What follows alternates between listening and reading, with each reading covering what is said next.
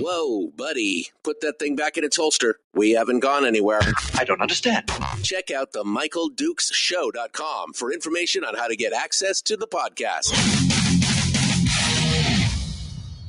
Welcome to the party, pal.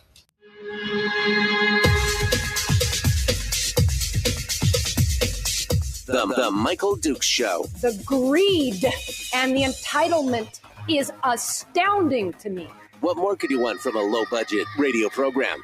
This is a dumpster fire. That was just BS. It is time to get a new perspective. We know just what you need, and we've got just the cure. Open wide and prepare for a steaming hot cup of freedom. I just don't fathom it. The Michael Dukes Show, streaming live across the world. Live around the world on the internet at MichaelDukesShow.com and across the state of Alaska on this, your favorite radio station and or FM translator. Good morning, my friends. How are you today? Oof. Welcome to it. Hump Day, middle of the week. And yes, it is, in fact, Alaska Day. Celebratory of the purchase of the state of Alaska, or what was then just the territory of Alaska, from Russia. And here we go today. We're going to talk about that and some other things as well. We've got some headlines, and I got to be honest with you. I'm going to be a little savage today. All right, I'm just gonna kind of plop it out there and tell you what I feel about some of these things. There's probably going to be some hot takes that are not going to necessarily be popular with anybody. Just anybody at this point. So anyway, it's going to be interesting here to talk today in hour one as we go through a whole bunch of headlines and discussions and talking points. And then in hour two, we're going to be joined by State Senator Mike Shower, who will come on for what we lovingly call the Shower Hour of Power, where he just comes on and we're going to riff about, well, whatever comes to mind. I'm sure we'll be talking about something. It'll be fun. We'll be coming in and just chatting for the full hour in hour two today. And so hopefully we can enjoy ourselves. A little brisk this morning, 34, 35 degrees here at the old undisclosed secret radio ranch. And I'm hoping that you guys are staying warm. I guess frost on the pumpkin, somebody says here. Rick says in the chat room down the road from me. So a little cooler, but hey, no snow overnight. As we're going on here, as I've been talking about for the last couple weeks, my prayer, and I'm hoping you all are praying with me here, that down in my area, we don't get snow. We don't get snow until Halloween. That's what I'm asking. I mean, I don't ask for much in this world, but I'm doing the anti-snow dance for at least the next 10, 12 days. That, then it could snow all at once. Just saying. It was such a horrible summer. I mean, first of all, I guess, let me just clarify. Anytime that you get some green and it's nice without snow, even if it's raining, is pretty nice. Don't get me wrong. But overall, in the scheme of things, this summer was pretty horrific. I don't know, what did we have? 20 days of sunshine, 25 days of sunshine out of 100 and something days. It was pretty brutal. You have to say that it was pretty brutal. So I'm just asking that I get just a little bit more of that fall. I love the fall. As much as I love the spring. And we just want it to last just a little bit. That is one of the benefits, by the way, for those of you folks up in the interior, being born and raised up in the interior and understanding that fall takes about 3 weeks.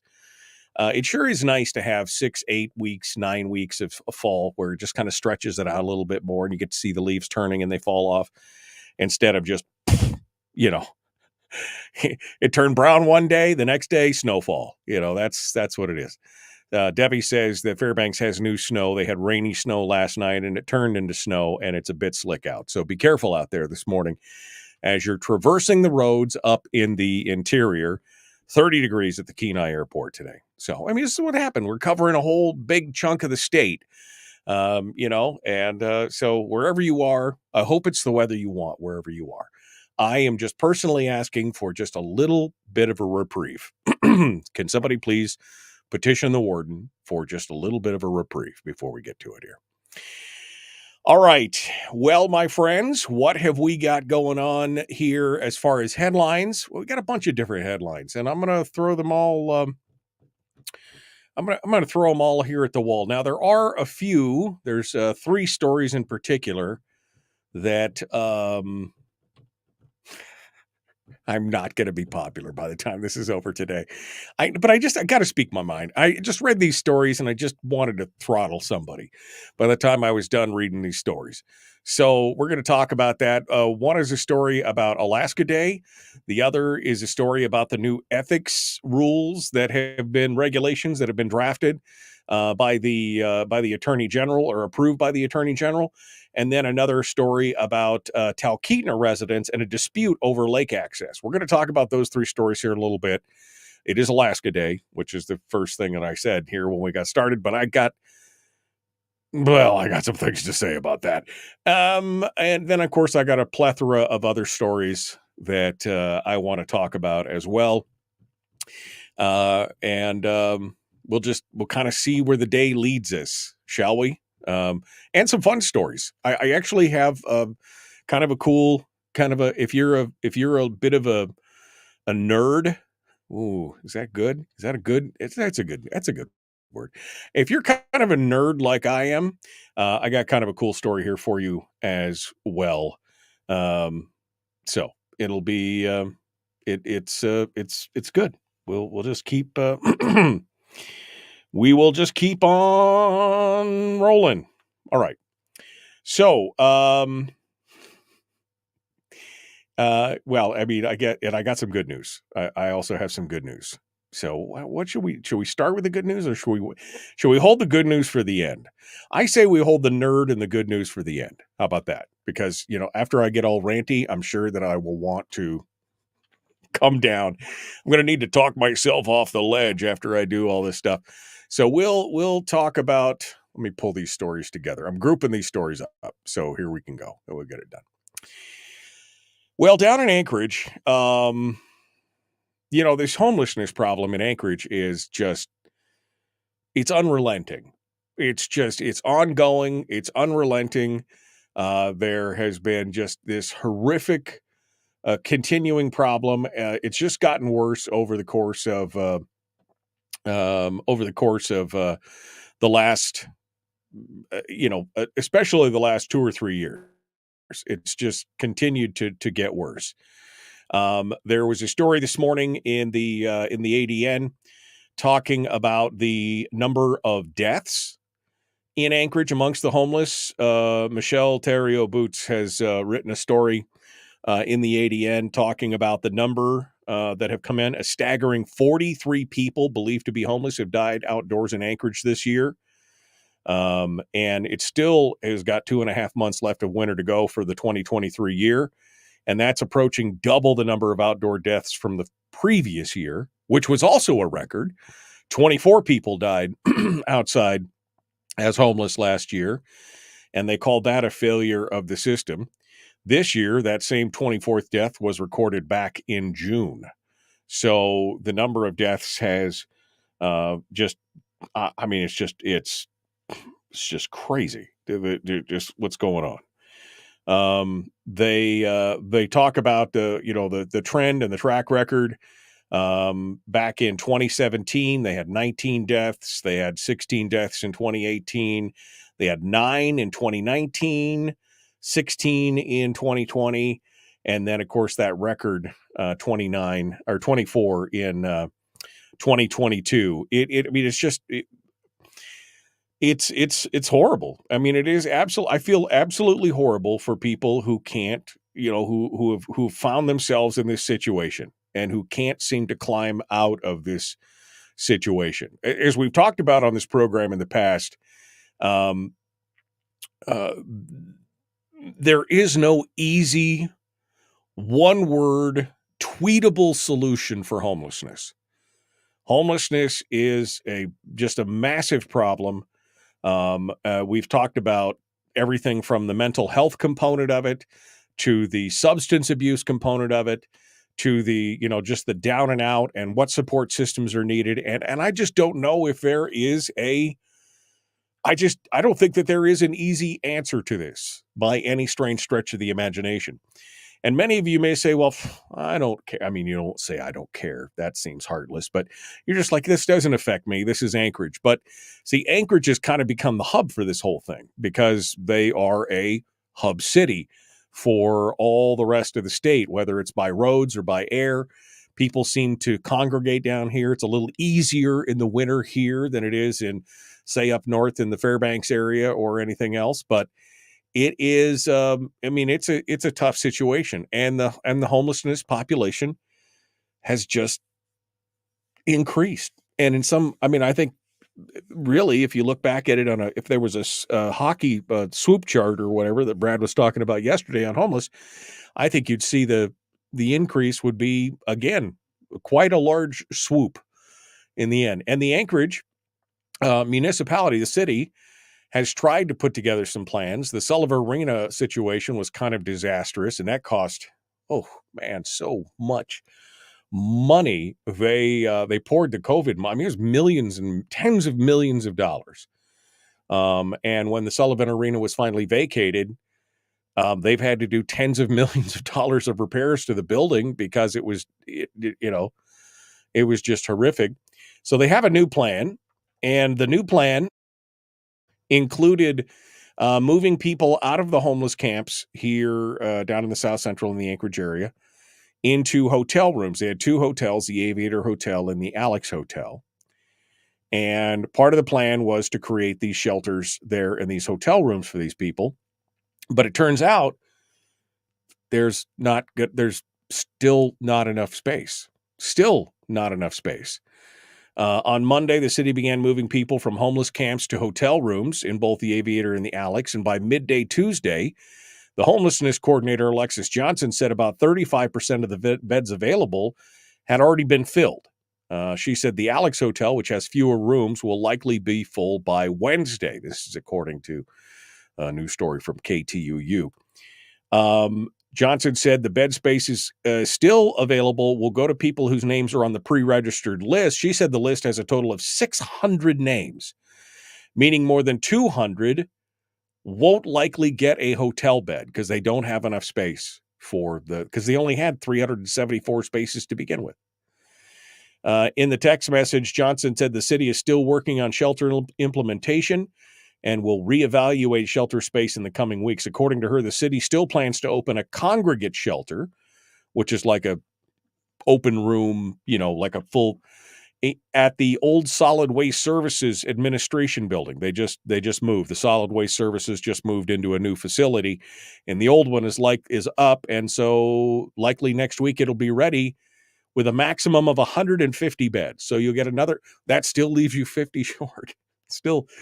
It's still just a horrific problem. And of course, on top of that, when they live outside, you've got the neighborhood issues and the crime. I've had some conversations this summer that just kind of blew my mind with clients, with businesses and property owners who live in some of the areas where these homeless camps have popped up. And I wish I just had a magic wand and could figure out how to make all this work. It really blows my mind and breaks my heart. There's just nothing more disturbing than driving down the road. This happened to me this summer. Driving down the road on a busy street and seeing some woman, obviously homeless, wandering down the side of the sidewalk with her pants down around her knees. And just buck ass naked from the waist down, just stumbling around on the sidewalk with it's I feel so bad. I don't even, what do you do? I don't know. I don't have an answer. That's the most frustrating thing. I don't have an answer. Again, there's a component of mental health here. There's a component in some cases of substance abuse. There should be some kind of safety net for people, but at the same time, you don't want to enable the same situation and keep them in that homelessness situation. And, we see what happened in Seattle. We see what Los Angeles looks like. We definitely don't want to try those models. Austin has had some success. But there just is no great solution to this. And in the meanwhile, millions of dollars are being consumed trying to figure this out. And you want to be compassionate and but at the same time, like I said, you don't want to enable this same behavior and to keep them there, keep them comfortable in this situation. You want them to be able to bootstrap themselves up with some help to a new position, to a new life. But it's tough. Here we're going to go into another winter. We have the highest number of deaths in the South Central, in Anchorage, the highest number of deaths for outdoor deaths. And now they're saying they're not going to have enough space for all these people. And what do we do? I don't know. That's the worst part. Just no solid answers.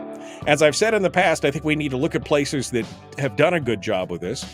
Reason Magazine had a video essay on this here a couple months ago that I recommended that talks about 3 cities that have been dealing with this and have had some success. And maybe we should take a look at that. It's tiny house things and some other situations. Anyway, that's the beginning of the news. We're going to continue on here in just a moment. The Michael Duke Show. Common sense, liberty-based, free-thinking radio. Mike Shower coming up in hour 2.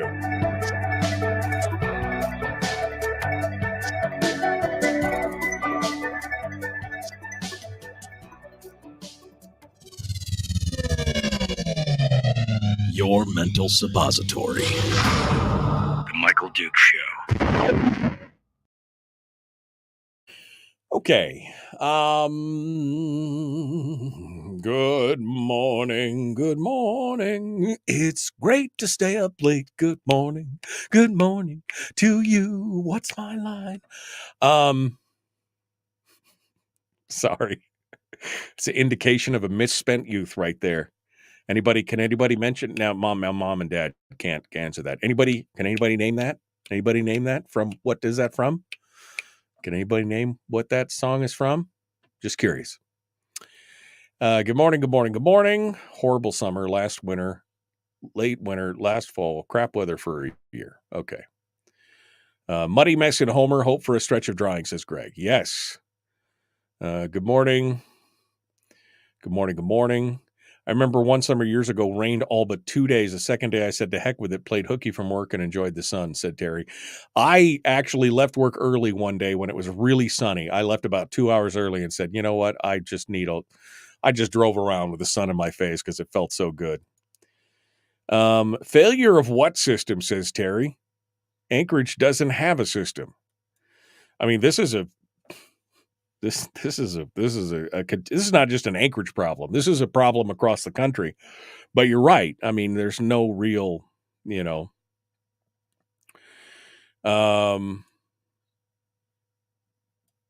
here's my spiel about the outdoor deaths, said Jeannie. It's not about the outdoors. It's a lifestyle thing. Unless the death certificate says exposure, the cause, and manner needs to be looked at case by case before the alarmists set their hair on fire. I mean, I agree with that. Again, good morning, good morning, good morning. And like just about every other contractor in town, I'm 20 minutes late, says Anthony. You're fired. No, just kidding. Brian just said, what? Greg just said he heard that Lake City Armory is not going to make green tip for civilians any longer. Well, I mean, when has Lake City really been about us? When has Lake City ever been about civilians? That's just been, right? I mean, am I right? All right. What's the matter? Okay. That's all right. Here we go. Good morning. Good morning. Good morning.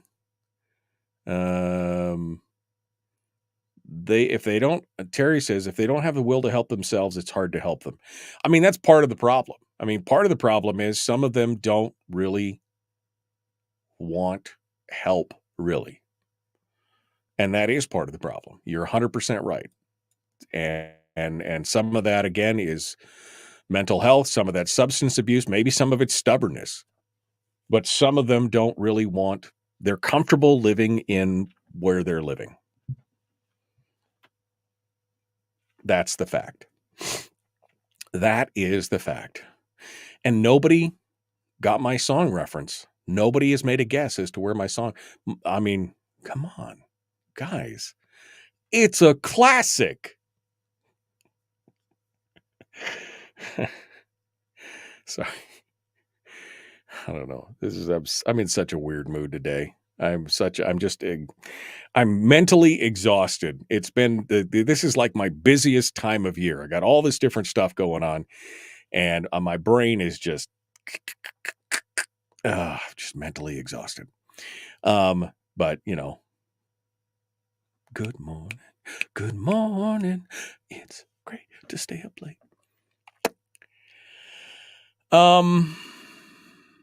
Okay, I guess I'm all caught up. Lake City is a federal contractor, said Jeannie. Yeah, I mean, that's what I'm saying. When has Lake City ever been on our side? They're busy filling they're busy filling federal orders and have been for decades. I mean, forget about caring about what the civilian market wants. They don't care. They're making their dough from Uncle Sugar. If they had some extras, it was all good, you know.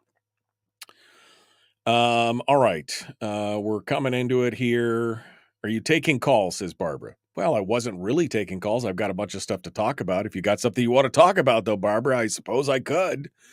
All right, here we go. Jumping back into it. The Michael Duke Show. Common Sense Radio.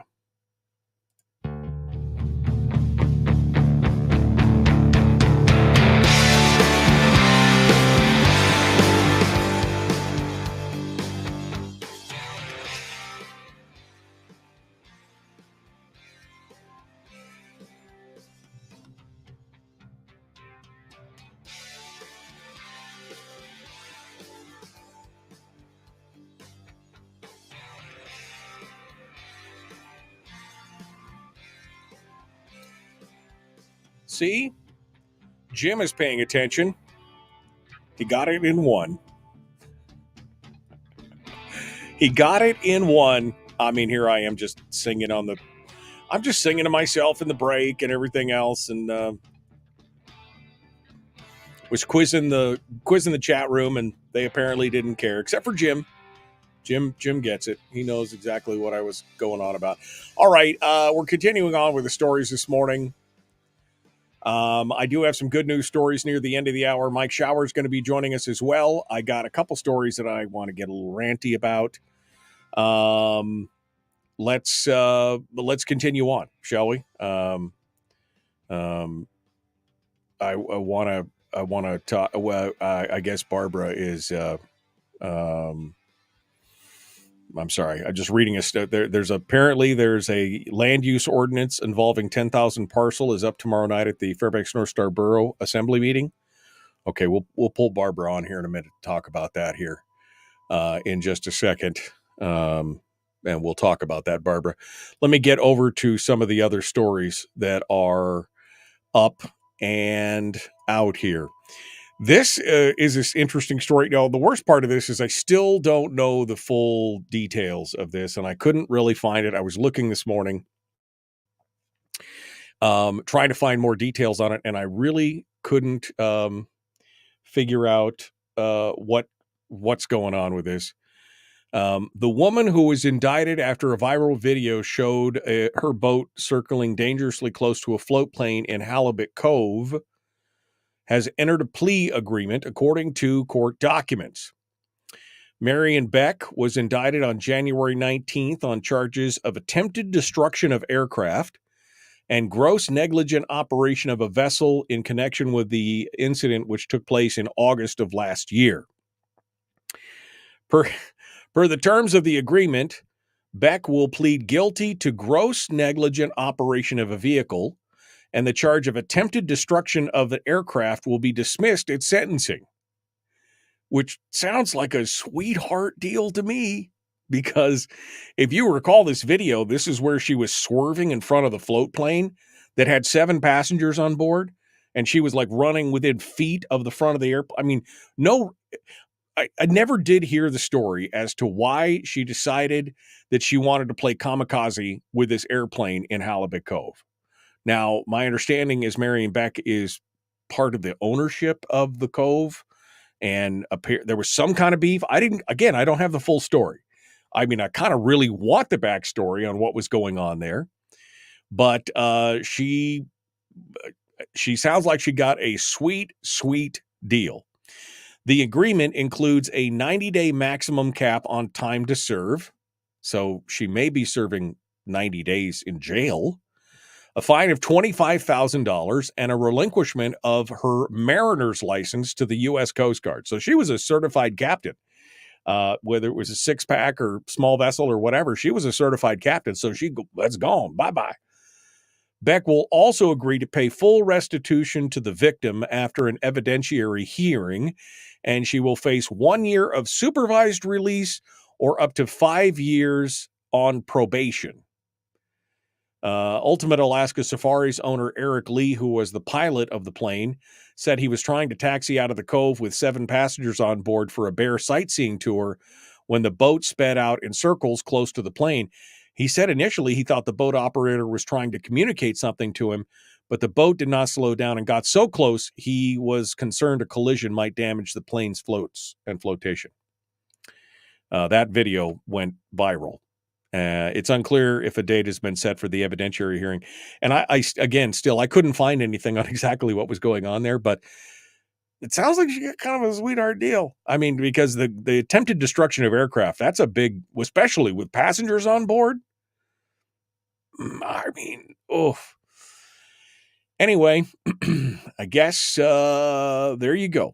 There you go. That's what's going on with that.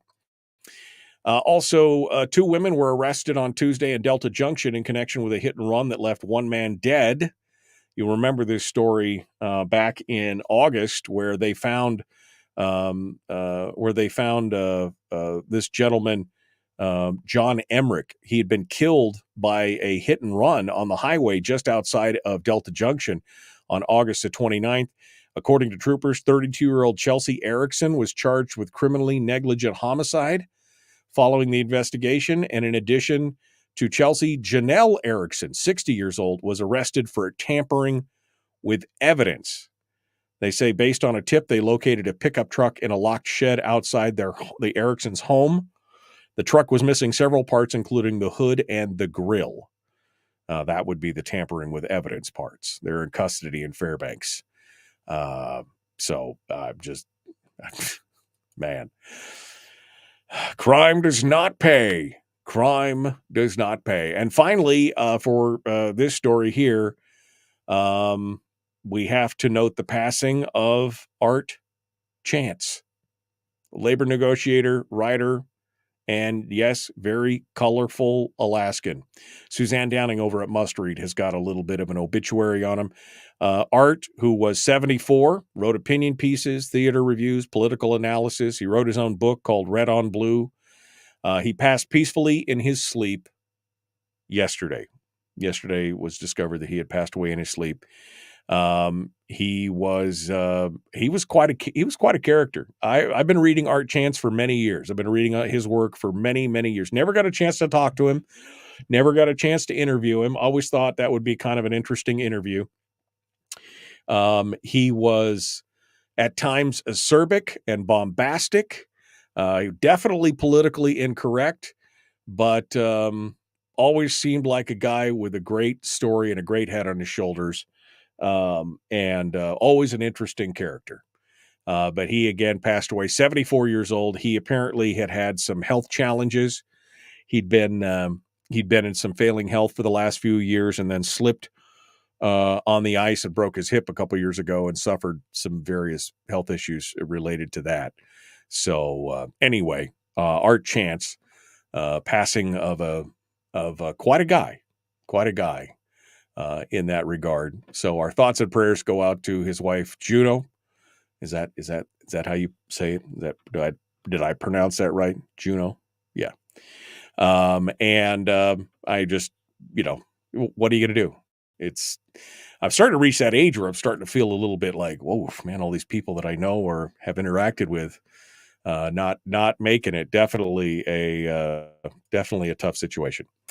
Okay. I want to get into my other two stories, but I did tell Barbara that I would take her call on this meeting that's coming up. Barbara Haney is a borough assembly woman here in the Fairbanks North Star Borough, and they have got a new ordinance coming up tomorrow night, which she said is going to affect up to 10,000 parcels in the borough. And so, Barbara, if you want to give us a call and get us, get squared away, we can do that as well. Donna Ardwin is in the chat room. She said, I did get to spend time with Art. He told it like it is. Yeah. I mean, I thought he was, like I said, never met him, read a lot of his stuff, and he was definitely a character. I definitely enjoyed giving it out. I'm just typing out a number here. We got stuff. Oh, well, we can do it there, I suppose. Barbara's calling here on my cell phone. Let me see if I can get everything connected here to the system, and we can go from there. Let's see if we can pull her online right now. Let's see if this is going to work here. It's, technology. Hold on a second here. It's trying to connect. Are you there, Barbara? Oh, you're not being heard. Go ahead and call that other number that I put up on the screen. How about that? Okay. Do that. Oh, wait, you're there. I heard you. Too late. It worked. My watch was interfering with the rest of the stuff. That's what happens. All right, so we're going to talk to Barbara Haney here in just a second, and we're going to continue on. Two of the stories that I want to talk about, or three of the stories, include the discussion on Alaska Day, the Talkeetna situation with a dispute over lake access, and the Attorney General has approved new regs for legal defense for ethical violations at the state level. And although I think that there was a lot of testimony against that, I'm going to tell you why I think it's necessary and probably not win friends and influence people over that as well. All right. Well, let's see if we can get Barbara back on the phone, because she's not calling the other one, and we'll try that. How about that? We'll see if we can get her on the phone to talk about things. There we go. Good morning. Good morning. How are you this morning? I'm great. Good. How are you doing? Good. So Barbara Haney, Borough Assemblywoman for Fairbanks, you say you guys have got a bunch of stuff coming up tomorrow night at the Thursday night assembly meeting. What do folks need? What do folks need to be aware of? Property rights things. This has immediately got my antenna twitching. What's going on? Amen. So I actually started thinking about this when you were talking about the homeless issue, because part of why we have homelessness, one piece of it is a small piece, has to do with the availability, obviously, of housing and rental units, homes, and overall development. And one of the things that's been an obstacle in Fairbanks, I don't know what's been the case in Anchorage, but up here, one of the obstacles to providing affordable housing has been this whole issue of illegal subdivisions. So that's what they call it. It's really unauthorized subdivisions. Back during the pipeline era, people would buy and sell land by deed, and they didn't go through the borough planning process. So when they want to subdivide up here, the borough basically says, well, you don't have an authorized plat, so we're not going to let you subdivide. Well, the problem is that many of these were like 4 or 5 owners ago, right? So can't go back to the 80s and 50s. Some of these had to go back to territorial days to try to find the parent parcel, then figure out where all the errors are, the errors of the land are, and then go back into it. And you might have almost a whole section in a couple of cases where this development's being blocked because of the subdivision issue. So tomorrow night, we're going to fix it, or try to. The surveyors have been meeting. They've come up with a group of suggestions. Of course, the assembly, the borough administration has their own version of it. I wrote a version back a few months ago. No, the surveyors liked mine, but the administration didn't. But we're going to try to figure this out and try to make it easier for people with these, quote, unauthorized plots of land to move forward. All right. So that is tomorrow night at 6 p.m. at the Borough Assembly Building. It'll be actually part of what they call the continuation of last Thursday's meeting. Oh, okay. There'll be 3 meetings on Thursday. One's the Finance Committee. And there's some important issues there, but nothing hair burning. Then there's the Committee of the Whole, which there's no testimony on that. It's just basically, what we're going to be doing in future meetings. And then there's the continuation, is the 3rd meeting of last week's meeting. The 2 hot topics on there is obviously this issue, which is one that I've worked on as well as others. And the other one is moving the elections to the same day as the November elections. Oh, nice. So lots of stuff to talk about on Thursday then. All right. Yeah, so people need to be listening in and being aware. All right. Well, thanks, Barbara, for giving us the rundown on that. I appreciate that. We will be looking forward to that for tomorrow night. And you can report back to us next week on what happened. Thanks for calling in. All right, folks, we're up against the break. We got to go. The Michael Duke Show. Barbara, hold the line. Common sense, liberty-based, free thinking radio.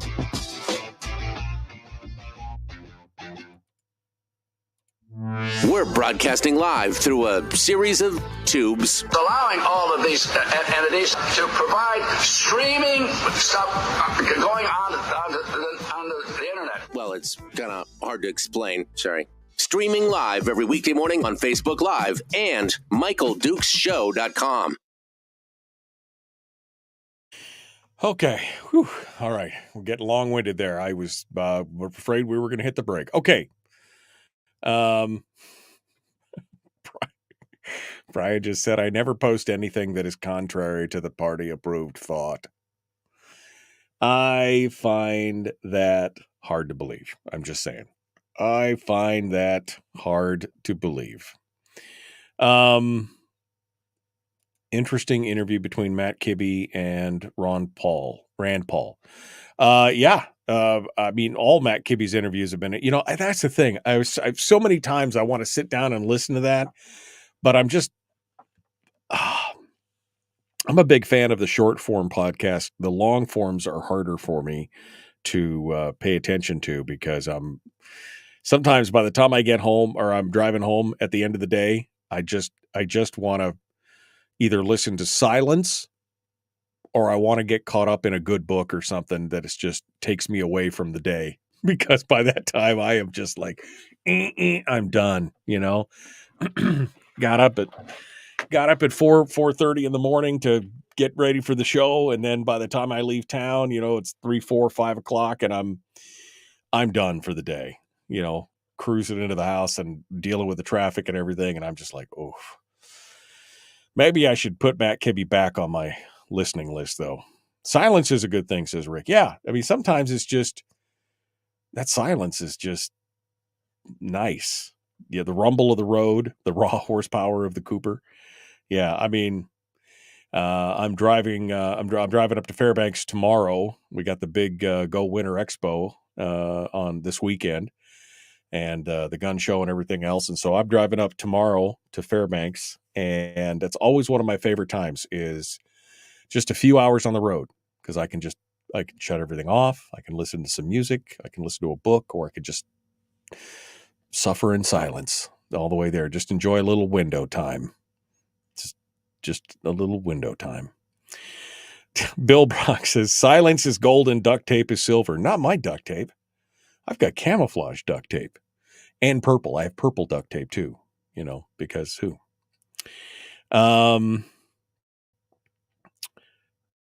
Mac, who didn't catch the last name? Matt Kibbe is who I was talking about. Matt Kibbe. He's the author of the book, Don't Hurt People and Don't Steal Their Stuff. And he is the president of Free the People, and he's got a podcast. Absolute. It's a good deal. Matt Kibbe. He's always got some good interviews. Haven't had a radio in my daily driver for several years, says Greg. Just me and the dog cruising in silence. Yeah, sometimes that's good. I will be honest with you. Music is a huge thing for me personally. I have to have, when I'm working, I enjoy having a little bit of music on in the background. I don't know, it just soothes my soul. And it's weird. I mean, it could be weird. I'm very eclectic. I could be listening to Jesse Cook, one of the best gypsy guitarists in the world, or I could be listening to some EDM from Emancipator, or the other day I was listening to Cab Calloway, the old boogie woogie Cab Calloway, Jump to the Jive, the old Harlem crooner. It depends on what I'm feeling like. It's one of those things. Okay. I think I'm caught up. I haven't even got to these stories. I still had other stories that I wanted to talk about, but I'm going to try and get to these 3 stories. See if I can squeeze 3 stories into 10 minutes. It's going to be very hard. And I didn't even get to my good news stories. I might save one of these good news. I might save the nerd news for Shower, because he'll probably nerd out about it as well. So we'll see. We'll see what happens here. We'll see what happens. Oh gosh. And then I got some good news. Good news. Kind of cool stuff. Oh.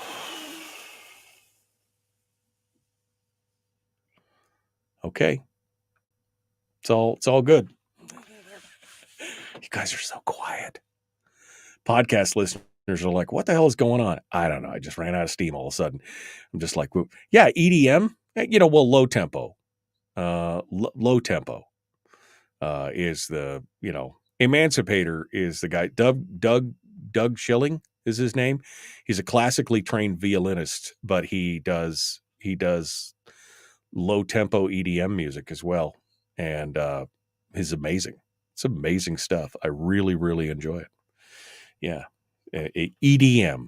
I would play it as bumper music on the show if I wouldn't get the copyright strikes from all the YouTube and Facebook and everything else. It would become part of my bumper music. I love it. It's good stuff. I love your lab. My lab? My what? Whose lab? You talking to me? You're talking to me? Did you rub my lamp? Did you? You know what I mean. All right, here we go. Jumping back into it. The Michael Duke Show, common sense, liberty-based, free-thinking radio. Let's do it.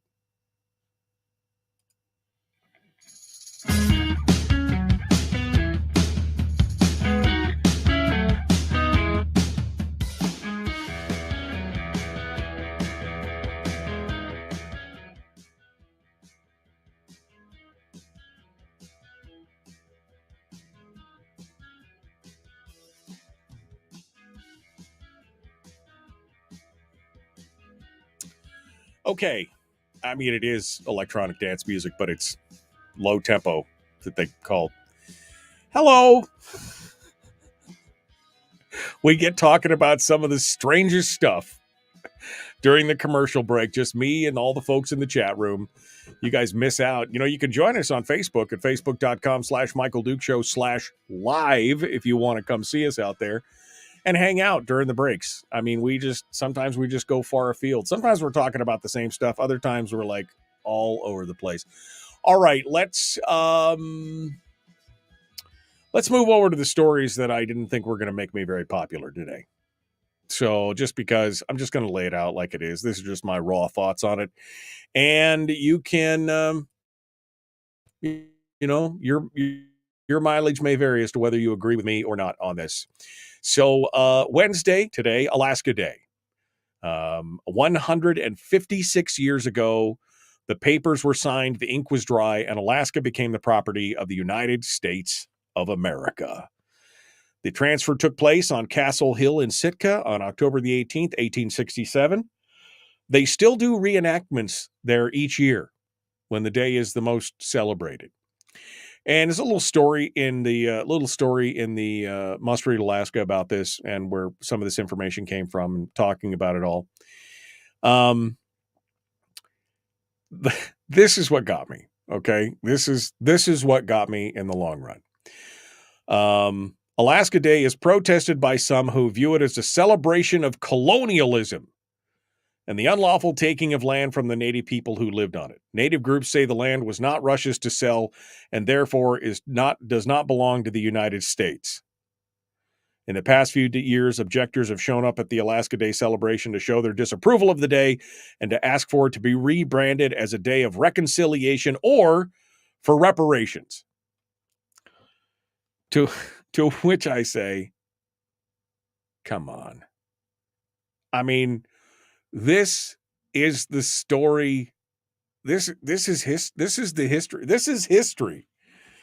I mean, when the Picts and when the Romans came in and got the Gauls and the Picts and they overran everything out there and they, brought civilization to warring barbaric tribes in Europe. Do you see the Germans and and everybody else or the Celts, basically saying we demand reparations from Italy for the conquering of these. This is the history of the world, folks. There is exploration and there is conquering. This is how it worked out. And you know what? Sometimes it's horrific. Sometimes it is barbaric. Sometimes it's painful. Sometimes it's tough. But in the long run, this is how it works. This is the history of humankind. And as much as as much as I feel for, the people at the time who may have been, fought or oppressed or fought and died, this is the history of conquest. This is just what it is. And to continue to live in the past in this way, not to forget your past, but to try and live in the past and to insist that, well, Russia didn't own us and so doesn't belong to the US anymore. Good luck. I mean, try and be a sovereign citizen in some place. Try be a sovereign citizen in Idaho. See how that does for you. It doesn't matter who you are or where you are. This is just stop. Don't forget your past. Continue to, bring your culture, your heritage, but don't try and live back there. It makes no sense whatsoever. This is just, again, I don't see a bunch of the Germanic people or, people from mid-Europe crying about the invasion of the Romans and demanding reparations from, again, I just don't see this. This to me is just one of the most ridiculous things you could say. Colonialism did more in the long run. Was it bad? Did it have bad? Absolutely. Were there some horrific things that happened? Yes. Horrific things that went on in every period of exploration, expansion, and conquest. There were horrible things that happened. That's not to excuse those horrible things, but to say that is said and done, and let's move forward from here. Again, not a popular opinion, I'm sure, but just stop. Just stop.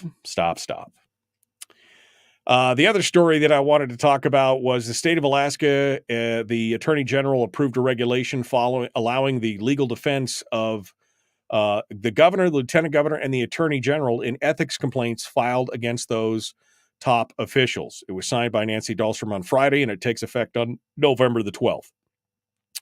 basically, it would provide a defense so that they wouldn't have to defend themselves legally from spurious cases involving ethics complaints. And this is a whole story. I don't have enough time here. I've only got a couple minutes.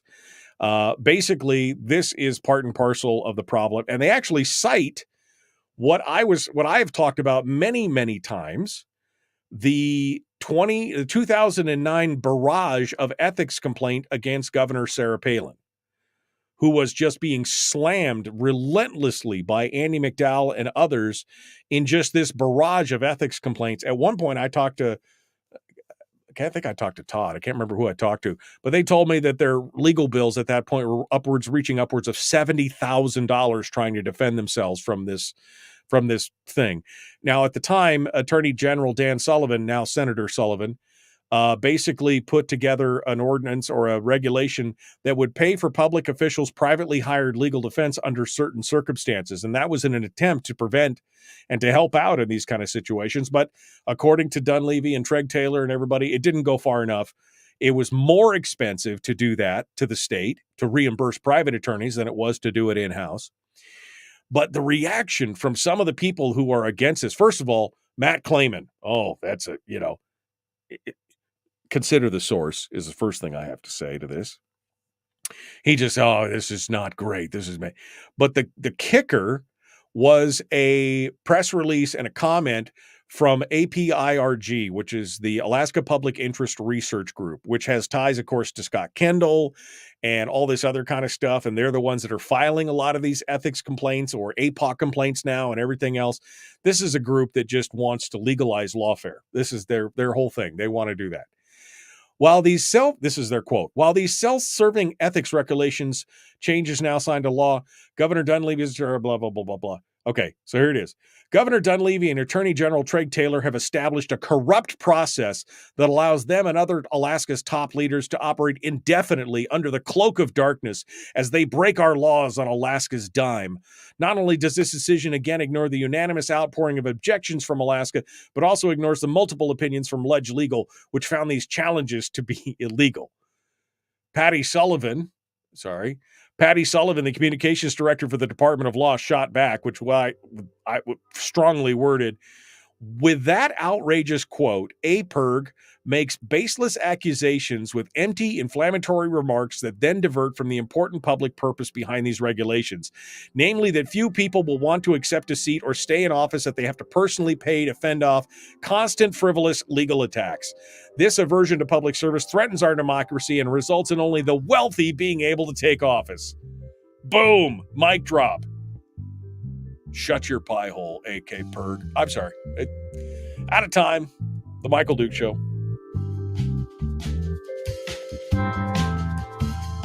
Damn it. I really wanted to get more into this story. I mean, but this is it. This whole thing where there was just this relentless pursuit of these public officials because you didn't agree with them politically, so you would pick apart anything that they would do and file all these ethics complaints and basically do nothing but distract them from being able to actually do the job that the Alaska people hired them to do. But this whole thing about, a corrupt process, operate under the cloak of darkness and everything, there's so much BS. The whole thing is just so much BS. And congratulations to Patty Sullivan, by the way, who's the comm director for the Department of Law, who just calls it like it is. With that outrageous quote, AKPIRG makes baseless accusations with empty, inflammatory remarks that divert from the important public purpose behind these regulations. Yeah, sister. Preach it. I mean, again, out of the mouth speaks the heart. AKPIRG is one of the groups that would love to burn down anybody that they don't agree with in public office. And you can go look at all the filings. Look at the APOC filings, the court filings.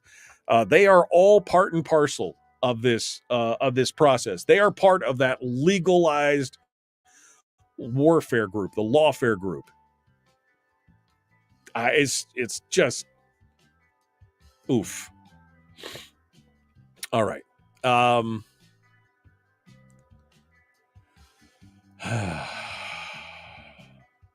Let me go back here to see what you guys see what you guys have to say. Let us have one day to feel good about our country this anymore. Is anyone who protested on that day still alive? Well, yeah, because they're protesting today. I mean, like, there'll be protesters today at the reenactment of the signing of the deal between Russia and Alaska. There'll be protesters there today. Native Americans even fought with each other and took slaves. I mean, I know that again, this is it's history. It's like we want to blame everybody for something that happened 160 years ago or 200 years ago or 400 years ago, 800 years ago, when we personally had nothing to do with that. And that's just the history of the world. Conquest and exploration that was what happened. That is the history of the world. I mean, was it right? In some cases, yes. In some cases, no. In the way things were done, was it right? I mean, was it right to give infected blankets to Indians and everything? No, absolutely not. But it happened, and we can condemn it now. But that doesn't mean that in the long run, it's not all settled. I mean, again, the comment that got me on this was the comment that Native groups say the land was not Russia's to sell, and therefore it does not belong to the United States. This is a might makes right situation, right? I mean, Russia had claimed, they had the deal. This happens all the time. This is history. You can't stop. Again, don't forget your culture. Don't forget your history. Don't forget those kind of things. But stop living in the past. And don't just plunge your head into the sand and say, I don't, la, la, la, la, la, I don't believe you. La, la, la, la, can't be true. La, la, la, la. Just don't do that.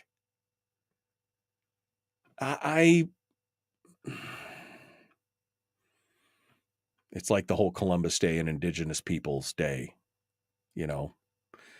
Oh, maybe we should have let the Vikings come over, and that would have been a much kinder, gentler society, I'm sure, right? The Vikings, and I don't know, it's a hot take. Like I said, it's a hot take. People are going to hate it, but that's just how I feel about it. Anyway, hey, look, I see. I see somebody is in the room here in the background. Let me do that and see if I can add them to what's going on here, and we'll go back over here. Hello, are you there? Hello, Mr. They call him Mr. Shower. Are you there, Mike? No, I just hear me now. Can you hear me now? I can hear you now. Are you there? Are we doing just audio? Is that what we're doing today? Just mic. It's dark where I am, so no light. Wouldn't matter anyway. It's just dark. It's just dark. I don't know where the light switch is. It's just dark. We'll just have to sit here and do our thing. Okay, we can do that. How's it going, my friend? How's life treating you? What be the haps?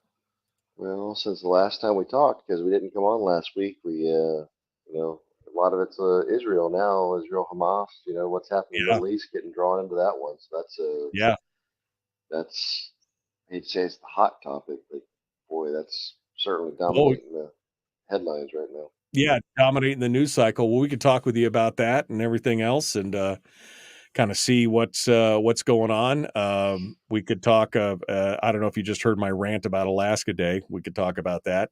A little bit of history, maybe, of expansion and exploration and conquest and colonization. If you want to talk about that, or not, whatever you want to. It's you, baby. Whatever you want to talk about, we're gonna chit chat about it today. Okay. Sure. Okay. He's tired. He's low and slow. He's low and slow this morning. It's quiet, and he's just. Maybe you should turn a light on so you don't go to sleep. Just don't go to sleep until we're done here. All right. Well, I appreciate you, my friend. I'll put you. I'm gonna mute you on hold here for a second just to get everything squared away. We are getting ready to do it. Hey, Fairbanks came back early. Hi, Fairbanks. You guys are early. Apparently somebody didn't put the local news in. We're going to jump into this. Here we go. The Michael Duke Show, Common Sense Radio.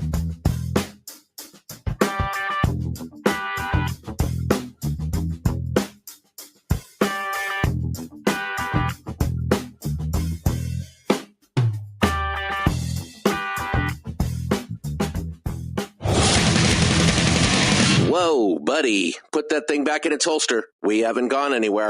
I don't understand. Check out the MichaelDukesShow.com for information on how to get access to the podcast. Welcome to the party, pal.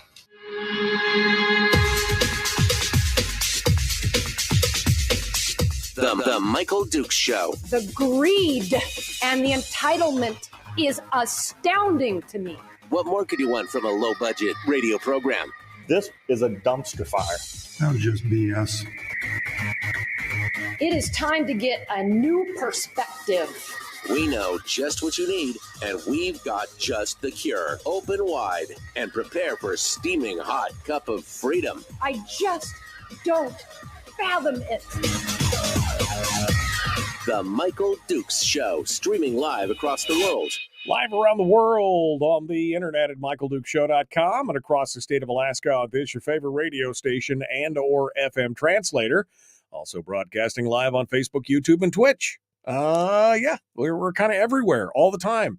It is the Michael Duke Show. It is the Wednesday edition of the show, and it's hour 2, which means it's time for what we lovingly call the Shower Hour of Power, where we're getting all squared away here to talk to State Senator Mike Shower, who joins us this morning to discuss so much stuff. Let's just get started with him here and see what he has to say. Good morning, my friend. How are you? Oh, like you said, tired, but here. I feel like I'm abusing our friendship here is what I feel like. I feel bad. He sounds tired. He's probably beat, and he's anyway, Mike, here we are. It's been a while since we talked, been a couple weeks. We didn't talk to you last week. And of course, a lot of stuff has happened since then. We could talk a little bit about your thoughts as a former fighter pilot and military man about what's going on in Israel, what it means for us here in America or even Alaska. Anything else that's coming out. We were talking about Alaska Day. We were talking about this new ethics thing.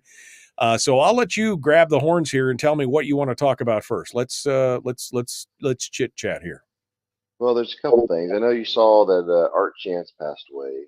Yeah, he did. That's we talked about that earlier. Yeah, kind of a loss. I think you had a guy that was very knowledgeable about this state.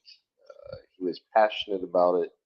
He was here for most of his life, and he's very involved in the state government, union side, and the state side. Art was a very caustic individual. He set a lot of people off and sometimes rubbed them the wrong way, but he was also brutally honest. And the man knew what he was talking about. Wrote some books and a lot of articles, and I had a lot of long discussions with Art over the last 7-8 years. And like I said, the man was a fountain of knowledge, and it's like all things. It's a loss, regardless whether you liked him or not, or you were on his side or whatever.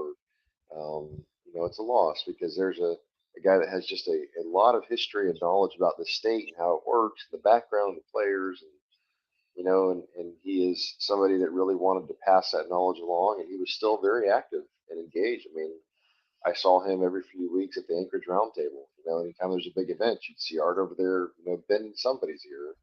So, and relatively in today's age, I think it was 74. He wasn't very old. Yeah, 74. Yeah.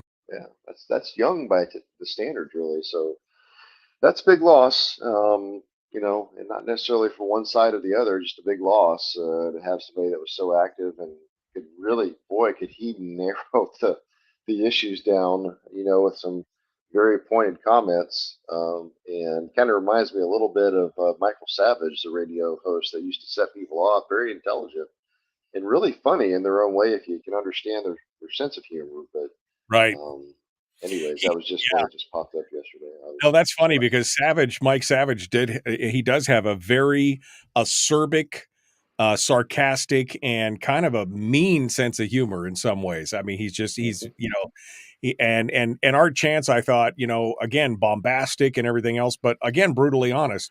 Didn't always agree with everything he said, but he was always interesting. I think that'll be one thing. I always kind of wanted to get him on the show to talk about stuff, and I just never got around to it. But I have been a reader of his for many years and enjoyed a lot of the things that he wrote, and especially the insight into the labor aspects of the state. He had a lot of insight into the workings of the labor aspect. He actually started as a union steward. He was for Labor 71. He was a shop steward, and he was a Democratic operative for a while before he became a conservative. But he brought a lot of institutional knowledge to the table when you were talking about labor issues in the state, because he was there. I mean, he was there for the whole thing. Art probably, he said it differently, but it reminds me of a quote from Thomas Sowell, who said, hey, you used to be a liberal growing up. What changed? And he said, facts. So, as FACTS, facts. He's like, the facts change. That's what changed me. He's like, I looked at the facts and go, whoa. Anyways, so a second close to home thing for us in Alaska, you may have read and may have talked to the program, because I haven't listened to every one of them, but about the Permanent Fund Corporation now, all of a sudden, strangely coming out of this day and age with a recommendation for a constitutional amendment for the Permanent Fund dividend. Did you see that? Oh, yeah. We Yeah, talked about this on Monday and on Tuesday. We talked about it. I talked about it on Monday. Then Brad Keithley talked about it yesterday. This collusion. I mean, talk about creating an artificial crisis and then monopolizing and capitalizing on the crisis that you created. Bert Stedman and company, of course, putting away billions of dollars out of the ERA into the corpus of the fund to create this artificial crisis about how there's not going to be enough money in there, then putting up charts and numbers from the Permanent Fund Corporation that include all the current year's earnings, but then include future year spendings without the earnings being shown in those years as well. Again, just creating this artificial crisis to say we need access to the corpus of the fund. It's despicable. It really is despicable what's going on with that. Well, Michael, they're going to save all the. I've been predicting this for years with you. We're watching the death of the Permanent Fund dividend, not the Permanent Fund itself necessarily, but the dividend. This has always been, for some of the people that you're discussing, guaranteeing that their family and their family wealth does not get taxed to pay for government services. And it has been a focus to ensure that that money is going to be directed towards government spending. You and I both know one of the problems with that is that every penny you give government is going to spend. Government doesn't go, hey, we're going to give you 100 extra bucks, and the government goes, we're going to put $50 of that away, or we're going to give $50 of that back. We're going to go, oh, we got $100 to spend. Let's spend it. What can we do with it? Let's have a fat bear counting contest. The article I read a few weeks ago that really does highlight government. Oh, we got money to spend. Right. Let's spend it on every possible thing we can. And they'll spend every penny. And that's the unfortunate part of it, because the dividend was a little bit, amongst many things, it was a little bit of a hedge, right, against that, because the people would know and have, when the government decided it was going to continue to take more, either via direct taxes, sales income, et cetera, or taking of the dividend. And of course that started, and that was the slow death knell. This whole push for the percent of market value, combining the earnings reserve account into the corpus so that we have just one massive corpus that can never be touched, of course, unless an emergency, but they never tell you about that part. And then we're going to use the POMV draw. But that's the thing. It's not that it wouldn't ever be touched, because the POMV draw now draws into it. And if the permanent fund earns less than the POMV draw that year, it draws down on the corpus. I mean, it could eventually spell the death of the fund itself, not just the dividend. That's the problem. Depending on how things go, that's absolutely true. If you think that all of a sudden in a year when the stock market crashes, COVID 2024, whatever else we face, like it did a few years ago, if you think that we have one massive corpus and that's where everything is funneled into it, that they're not going to take the full POMV draw to pay for government, that suddenly we're going to cut government to match the deflationary aspect of whatever crisis we may be facing? Well, you're a fool. That's not what government does, Mike. Government doesn't cut itself. Government grows and then government consumes. And it will consume whatever it has to and take whatever it must from the people, whether it's the dividend, whether it's taxes, whether it's raising more to feed itself, because it has constituencies. Remember that old saying, it's like if you don't spend government money, you don't have a constituency, right? So, and when you add in the lobbyists and the Alaska Municipal League and the big unions and the others that all feed off the government, if you think they're going to let you reduce spending that goes into their pockets, or others that have power and control are going to reduce taking from the dividend, or I should say the permanent fund earnings, so they're not taxed on their wealth, Mike, come on. I got that beachfront property for you in Arizona. Let's don't be fools here. I mean, at least let's acknowledge reality. The reality is they're on a march to take the permanent fund dividend, and they are almost there. They're going to tell you otherwise, Mike. It's a campaign year coming up. Whole bunch of politicians next year are going to fall in love with the dividend again and tell you how great it is and how they're going to protect it and speak out of both sides of their mouth. And then the senators get reelected are going to, the very first thing right after they get reelected, I got 4 years. Remember I told you about that one that told me, I'm like, why are you voting against the dividend? Because you campaigned on protecting the statutory dividend. The Democrat. Oh, I got 3 years to apologize. They're going to forget about what I did. I'm like, wow, that's how you think, huh? Yeah. That's the kind of mentality you're dealing with, Mike. So you're watching the death knell of it. There's not enough legislators that are willing to fight for it at this point. Well, and I'm not saying all hope is lost. It's just that's kind of where we are right now. Well, and the worst part, of course, is, what I was really upset about was the reporting on it. James Brooks went so far in his article to quote what was happening in New Mexico as an example of what we should be doing. They transferred $8 billion into their various permanent funds when oil prices were high to prevent this. And I'm like, it's so ironic. We transferred $8 billion into the corpus of the fund as well, and he makes no mention of that whatsoever. The exact same amount for the exact same reasons. Half of that was earmarked as future inflation proofing of the fund. He doesn't talk about that at all. It is, and at some point I got to realize it's not just laziness. It's just not willful ignorance. It's intentional. Mike, that's not the narrative that the power players are pushing, and reporters want access. Do you think they're going to get access if they're reporting things that the powers that be are unhappy about? No, right?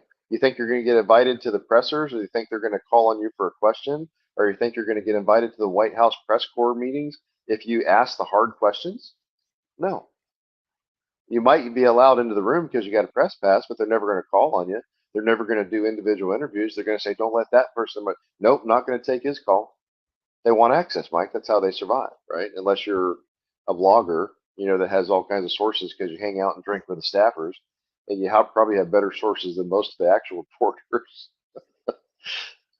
Ironic as it is. So I just had to talk about it because I think it is so ironic that some of us have been trying for years and years to constitutionalize, and the people too, right? I mean, have been trying to constitutionalize and protect the PFD, permanent fund itself and the PFD, and we've never been able to get the votes. And now all of a sudden the corporation itself goes, oh, we need to constitutionalize the PFD. Not the same way, of course, and not prioritizing the people, but they're prioritizing government and protecting themselves and their wealth. But I find it very ironic now that all of a sudden everybody's all about protecting it. It's all set up, Mike. It really is. Well, and the thing is the Permanent Fund Board is not supposed to be politicized, not supposed to be doing this kind of stuff. They're doing it anyway. These are all Dunleavy appointees. I'm wondering, what does the governor have to say about this? Good luck trying to get the governor to make any kind of comment on any of this at this point. I don't know. But, the fact is they shouldn't even be involved in. They are playing into the hands of people like Stedman and company, who, again, want nothing more than to have access to that huge pot of money. There's just some, As long as their family wealth is taxed, Mike, all is well. Yeah. These people could not stomach having a income tax or a sales tax, because what they will do, as they have done, is say that then they're taxing hardworking Alaskans to pay a dividend. That's the narrative now, is it not? That's what they say. Oh, I don't want to. I even see Republicans and some conservatives saying it. Well, I don't want to tax to, so-called conservatives. I don't want to enact a tax, to pay for a bigger dividend. That's not how this works, brother or sister. That is not how it works. The dividend was always to have first call. Lyman Hoffman said it on the floor 2 years ago. The longest serving legislator we have in Alaska. He said it flat out. The dividend was always to have first call. Anything after that you had to raise taxes for or cut spending or whatever it was because of what we did as a legislator in our spending. It had nothing to do with the dividend. Nothing. But that's where they've changed the narrative now. Mike Shower is our guest. It's the Shower Hour of Power. We're continuing on with him here in just a moment. Don't go anywhere. The Michael Duke Show. Common sense, liberty-based, free-thinking radio. Back with more right after this.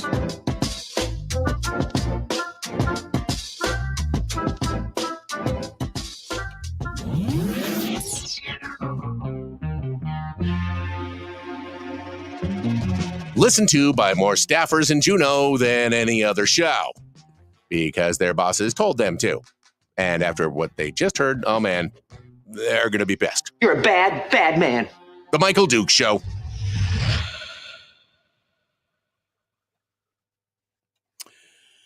Mike Shower is our guest here on the program today, telling it like it is.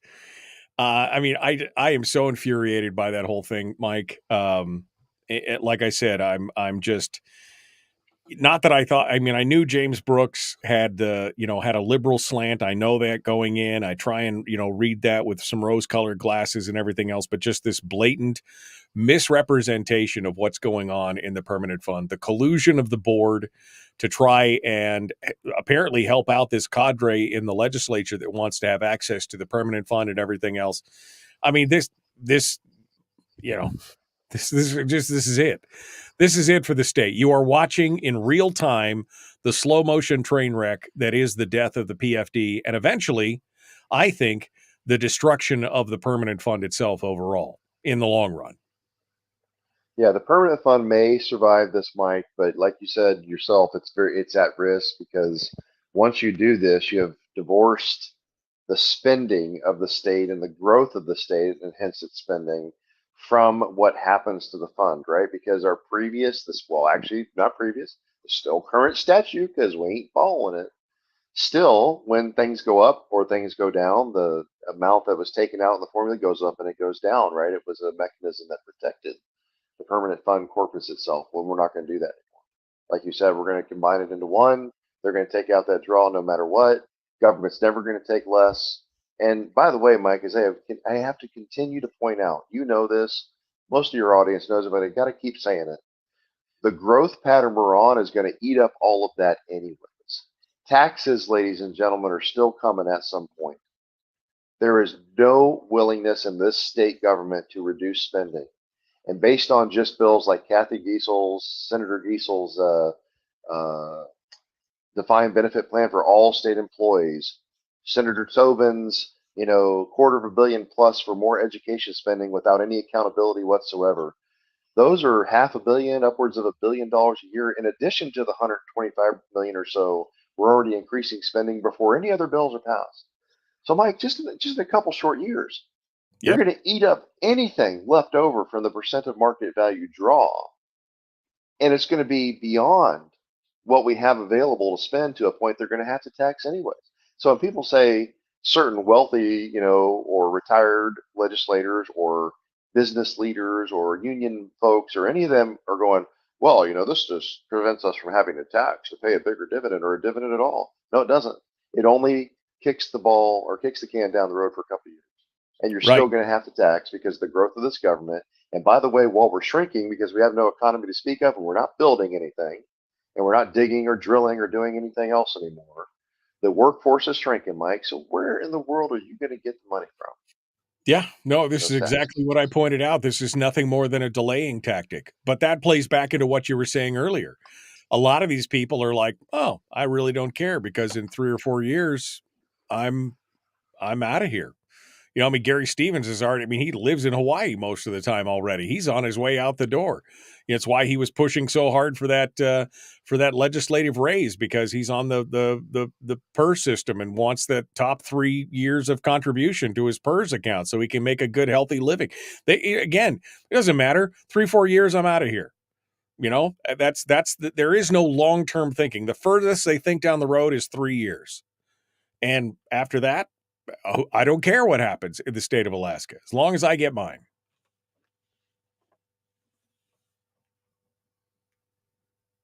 I blew his mind. He doesn't want to comment.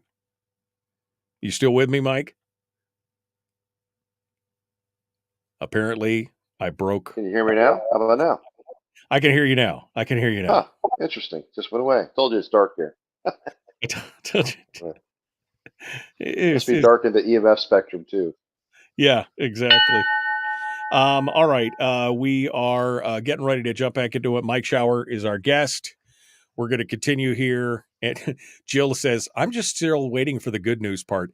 We'll cover the good news in the last segment with Mike. I got 2 news stories that I'm going to talk about with Mike, and we'll do that at the final segment. But we're going to continue to give him his full head of steam here in the second part, and we'll cover things that he wants to talk about here. We're going to continue the Michael Duke Show. Common sense, liberty-based, free-thinking radio.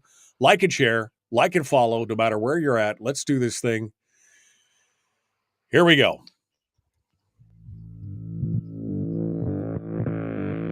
Public enema number 1. Oh, wait, sorry.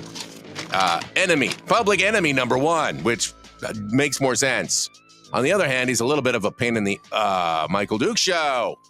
No, I'm not. My mom says I'm a perfect angel. I've told you that before, but I am not a pain in the anything. Well, maybe to most people anyway. Mike Shower, our guest. I'm a pain to him for sure. Asking him to get up at O'Dark 30 wherever he's at and call in and join us. But he joins us today to talk about all the hot news of the day, give us his thoughts on things that are happening. We just finished up talking about the Permanent Fund Corp and their move to consolidate the PFD, the earnings reserve account rather, and the corpus of the fund. And of course, that spells the death knell of the PFD and everything else. What else is on your mind these days, Mike? I mean, what else is out there? Obviously, Israel's hot. Anything else? What do you want to chat about? Well, I mean, look, I hear what Jill's saying. I mean, I want to have days where, there's great things to talk about. You can always find some stuff, right? There's some silver linings, and I want to be positive because by nature, I really am a happy, like to joke a lot, glasses half full kind of guy. I really am. But at the same time, like I've told people, because I've been chastised a little bit lately by some Republicans for going, man, we listen to your talk and we just want to give up and go home. Like, no, that's not what I'm trying to do. I understand that, and I want to try to balance that out. But at the same time, like I tell them, I said, do you want me to lie to you? Do you want me to tell you that all is well? Do you want me to fiddle away on the Titanic as the ship is sinking and try to snow you with how great it is? And no, I say I can't do that. I'm too honest for that. And personally, I'm honest with myself of looking at things and going, here it is, right? It's like I made the equivalent argument. It's like going into battle, right? What I'm not going to do is take off in my jet and go into war thinking I got it all done and the enemy is weak and they don't have any defenses and I don't need to know what the battle plan is because we're so good and all is well, and get shot down and crushed, right? No, that's not how I approach the battle. I want to know the strength of the enemy, what their order of battle is, what kind of surface-to-air missiles they have, what kind of fighters they've got, how well trained they are, how many do they have, blah, blah, blah, blah, right? You want to know those things because if you know the battlefield, right, now I know how to pick apart the battle and do battle myself, right? How to make a plan. Knowledge people need to see. Yeah, that's right. People need to understand what's happening because if they don't, then you don't really know how to battle and what to do. And you get that often on the program. People are like, what do we do, Mike? What do we do? I get that a lot. And so honestly, part of it, Mike, it goes back to and I'm not saying Republicans because Republicans don't really mean much. I mean, how often have we seen that in the Alaska legislature, right? 11 Republicans out of 20 senators, Democrats have control. You can thank those 8 Republicans for that. I don't care. I'm going to keep saying it. They made a choice. They did that. They didn't have to. The point is Republican doesn't mean much. The Republican Party at the state level, at least, never seems to care much about what they do when they're down there, as long as you put a bunch of Republicans in. Doesn't matter if Democrats get control. As long as you got a Republican in front of your name, you're getting them elected. It seems to be fine. I'm a little confused by that.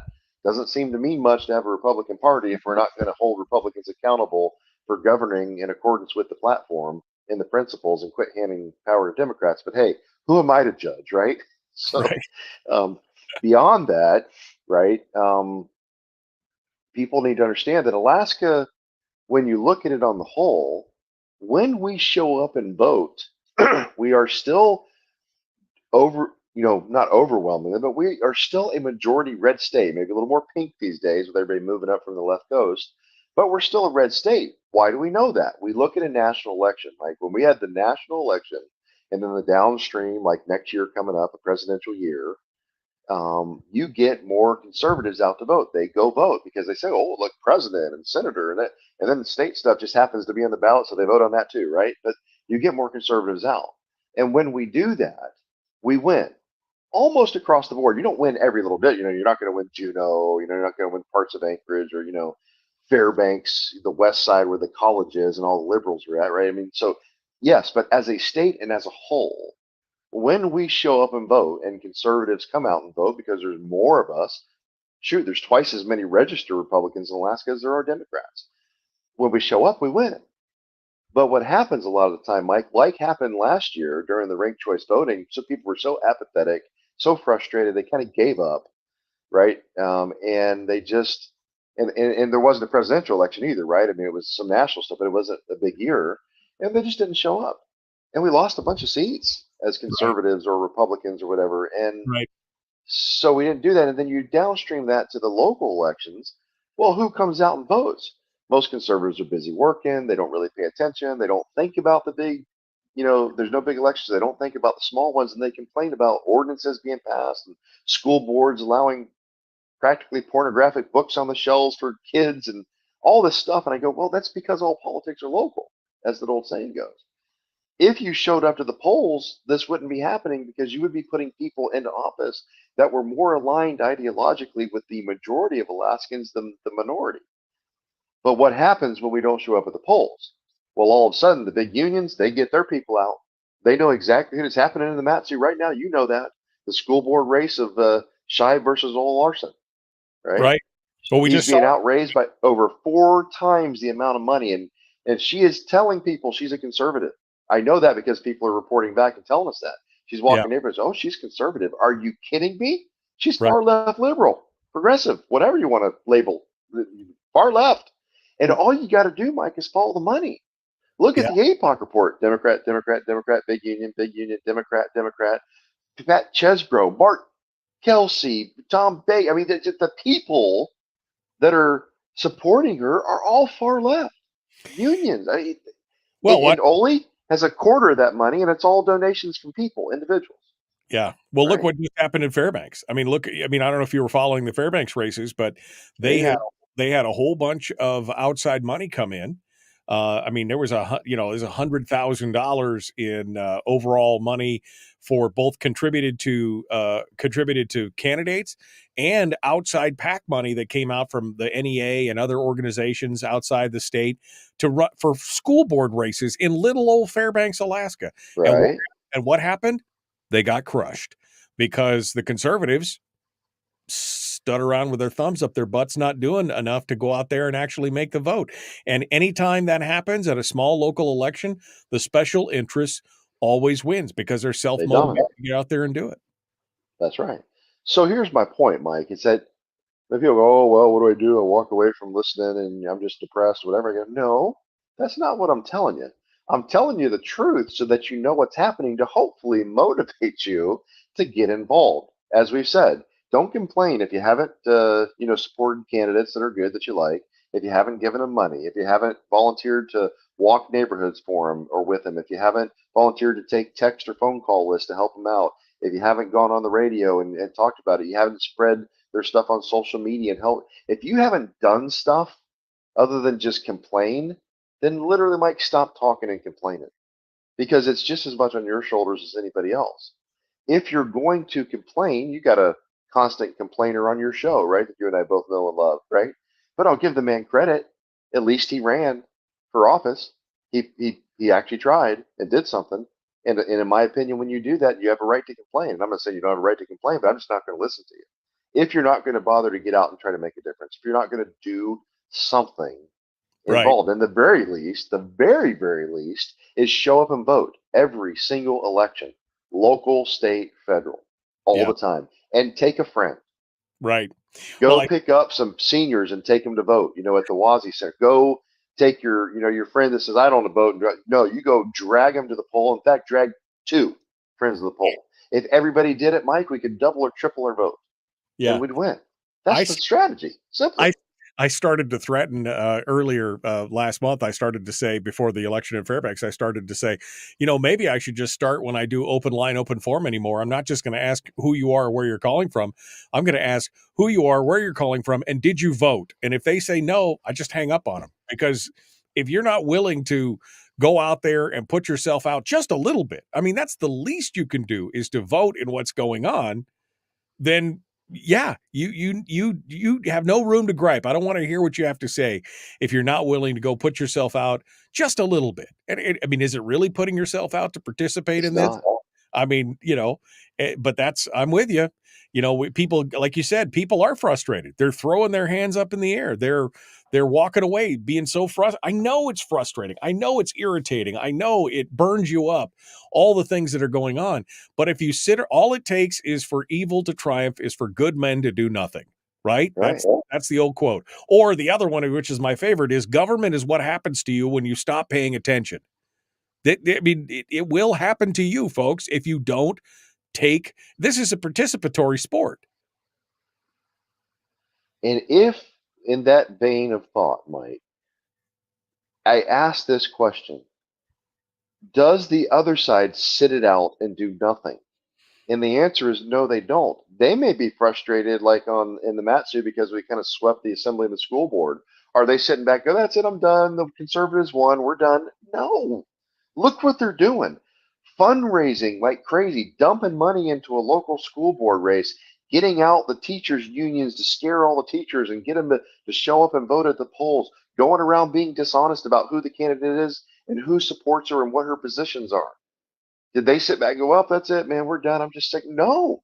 They're fighting for their slice of the pie and what they want to accomplish. If conservatives, if undeclareds, independents, Republicans don't get out and do the same thing, well, then the other side will win.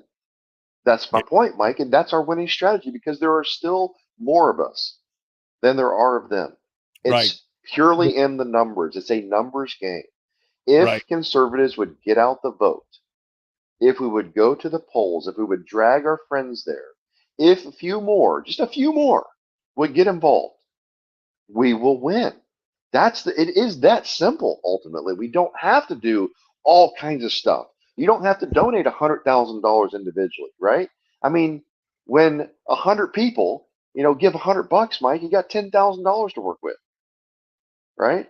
I mean, it doesn't take much for people to get folks over the hump to do this.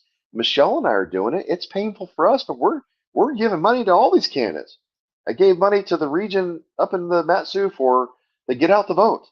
Give them to all the local candidates, right? It's adding up to more than I'd like to think about. But I'm going, I have to do it. Not only are we giving up of ourselves with the time it takes to be involved in the game politically by being a legislator and the time away from family and all the extra stuff I have to do in addition to my other primary job, but we're actually giving of our money to people. A lot. Trying to help and put our money where our mouth is. And I am done listening to people that are only going to complain and aren't going to take the next step, and at a minimum go vote. And then maybe do just a little bit. I mean, if you're fixed income struggling, I got it. Do like the lady in the Bible with the mite, right? I mean, give $10. Or I've told people, like a successful thing you can do is call that campaign and volunteer. If you're stuck at home, you can't do much. You know what you can do? You can get on social media in your circle and you can spread their flyers and the other information that's going on, right? You can take a list from them and say, give me 1,000 names. I will call those people or text them for you to help you out. You can do stuff, Mike, no matter what your condition is. Right?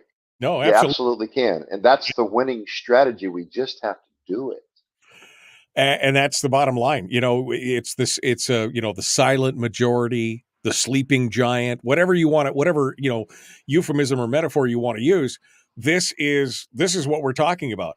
The sleeping giant, the silent majority needs to stop being silent. Stop coming out just for the big elections, the big national elections, which we have very little. I mean, hell, half the time the presidential elections decided before our polls are even closed, right? So, I mean, does it really even matter but everybody gets out for that one. They should be just as concerned with the small local municipal elections as well, because that has a more direct effect on what they're doing than anything else. All right, we're coming up on the break. Mike Shower is our guest. We are going to do two pieces of good news in the next segment. We'll give Mike his final thoughts, and then or one way or the other. Maybe we'll do the news first, and then we'll come to Mike on his final thoughts, because I promised it. And that's what he was talking about earlier, where Jill just was like, I'm just waiting around for the good news. Well, the good news is we need to get out and do what we need to do. It is winnable. It is solvable. We just got to do some work, unfortunately. All right, we got to go. The Michael Duke Show, Common Sense Radio.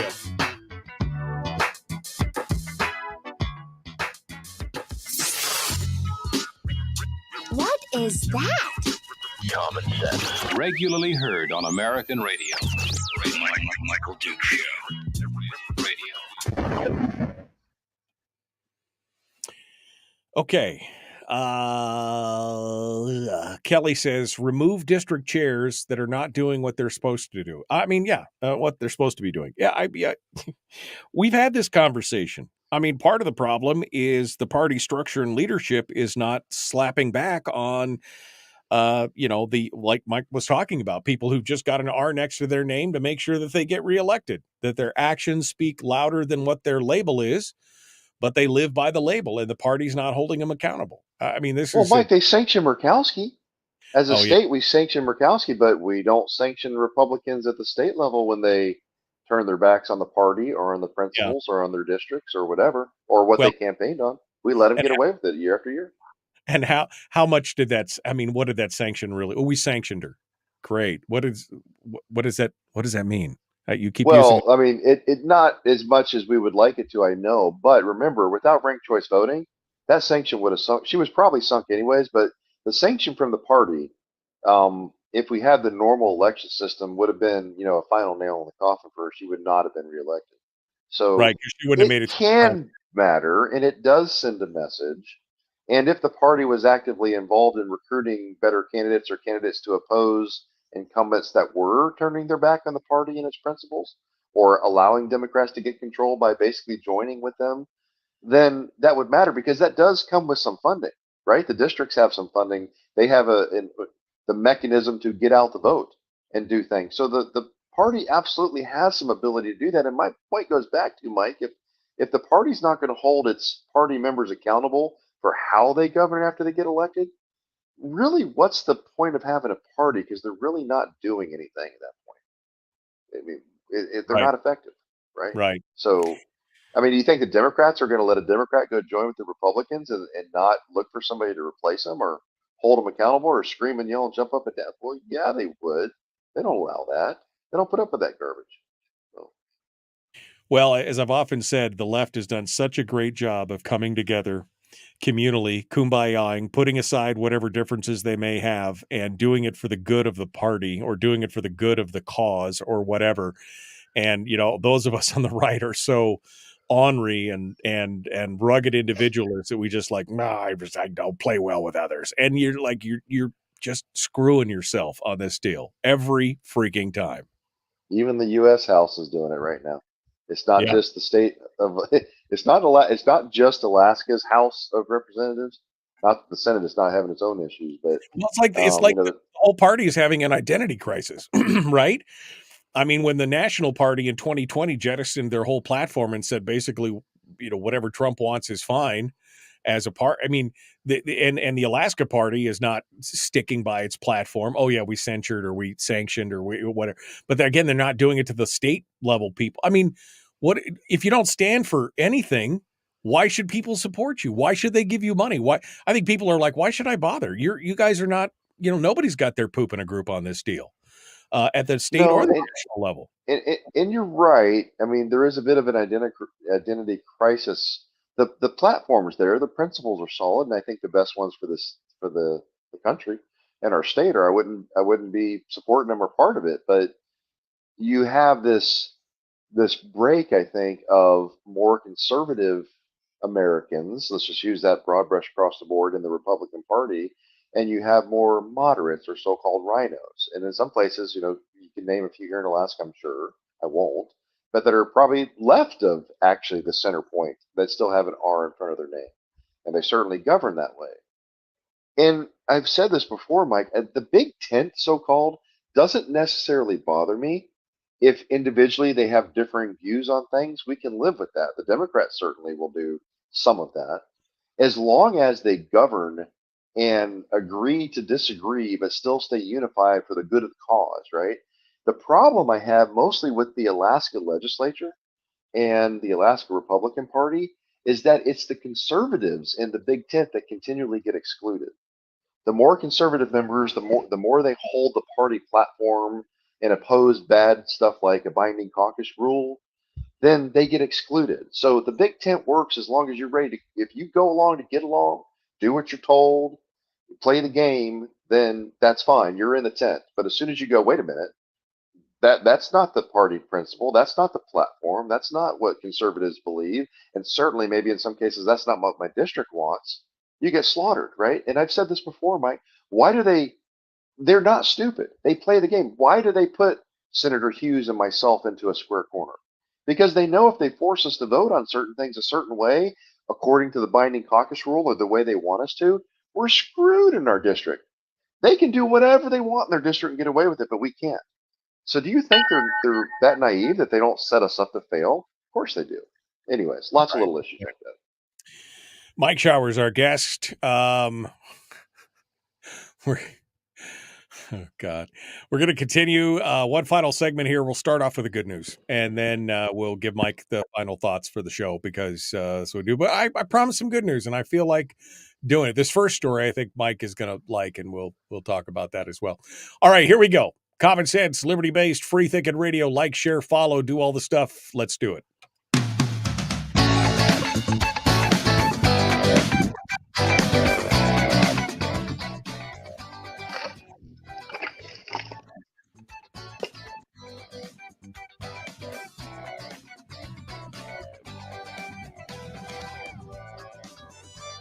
Okay, one final segment of the show this morning as we continue on for the Shower Hour of Power. Mike Shower joins us here. I did promise some good news, and so I'm going to hit the good news, and we're going to start with that. First things first. This story is what I like to call, this is my nerd news story.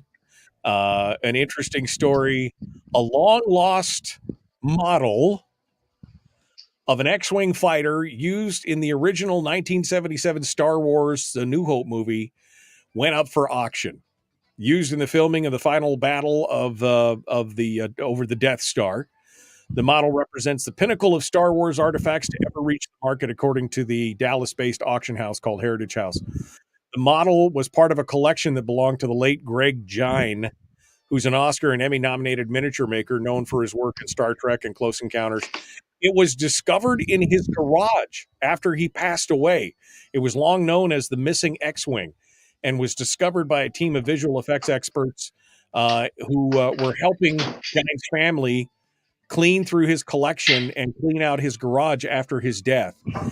By the way, the starting bid on that was $400,000 for this 20-inch model, and it ended up going for $3.1 million. $3.1 million for this model of I mean, man, there's some collectors out there. But to see a piece of history just kind of pop up out of nowhere and do something like that. I don't think Mike would pay $3.1 million for a model of an X-Wing, but it would be kind of cool to have that hanging in your man cave, Mike. Yeah, I pay $3.1 for it. Not that I have $3.1 million sitting around. But that is cool. I guess that's good news, but it's a cool story.